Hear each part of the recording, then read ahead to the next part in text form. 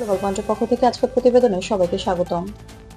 ইরানের ক্ষেপণাস্ত্র হামলায় সম্ভাব্য হুমকির কারণে ইসরায়েলের এক জটিল পরিস্থিতি সৃষ্টি হয়েছে। সতর্কতার জন্য বাজানো সাইরেনে লাখ লাখ মানুষ নিরাপদ বাংকারে আশ্রয় নিয়েছে। বিভিন্ন শহরে আতঙ্ক ছড়িয়ে পড়েছে মুহূর্তের মধ্যে। সর্বশেষ তথ্য অনুযায়ী এই পরিস্থিতিতে অন্তত 2000 জন আহত হয়েছেন। ঘটনার প্রেক্ষিতে ইসরায়েলের বিভিন্ন এলাকায় জরুরি সতর্কতা জারি করা হয়েছে। নাগরিকরা দ্রুত নিরাপদ স্থানে আশ্রয় নিয়েছেন, যা আঞ্চলিক নিরাপত্তা পরিস্থিতির একটি গুরুত্বপূর্ণ দিক নির্দেশ করে।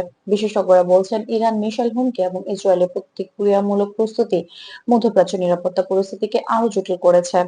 ইরানের পক্ষ থেকে সরাসরি আক্রমণের কোনো ঘোষণা নেই, তবে আঞ্চলিক ক্ষেপণাস্ত্র পরীক্ষা এবং সামরিক সক্ষমতা বৃদ্ধির খবর আন্তর্জাতিক সংবাদ মাধ্যম যেমন রয়টার্স, বিবিসি এবং আল জাজিরা মনিটর করছে।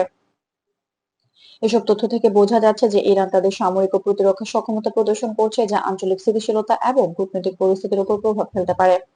বিশ্লেষকরা সতর্ক করে বলছেন, নাগরিকদের নিরাপত্তা এবং আন্তর্জাতিক পর্যবেক্ষণ এখনো মূল চ্যালেঞ্জ। পরিস্থিতি নিয়ন্ত্রণে রাখতে ইসরায়েলি প্রশাসন এবং আন্তর্জাতিক সম্প্রদায় উভয় সতর্ক পর্যবেক্ষণ অব্যাহত রেখেছে।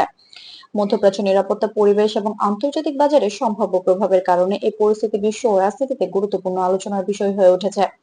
আন্তর্জাতিক কূটনৈতিক মহলও পরিস্থিতি মনিটর করছে এবং সম্ভাব্য প্রভাব রোধে পদক্ষেপ গ্রহণ করছে। এই নতুন অবস্থার ফলে ইরান ইসরায়েল সম্পর্ক, আঞ্চলিক স্থিতিশীলতা এবং আন্তর্জাতিক নিরাপত্তার চিত্র জটিল হয়ে উঠেছে।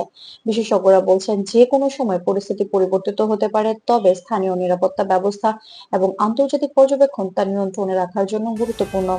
এই ছিল গ্লোবাল পয়েন্টের পক্ষ থেকে আজকের প্রতিবেদন। বিশ্বস্ত তথ্যের মাধ্যমে আপডেট থাকুন এবং আরো আন্তর্জাতিক খবর ও বিশ্লেষণের জন্য আমাদের চ্যানেলটি সাবস্ক্রাইব করে সঙ্গে থাকুন।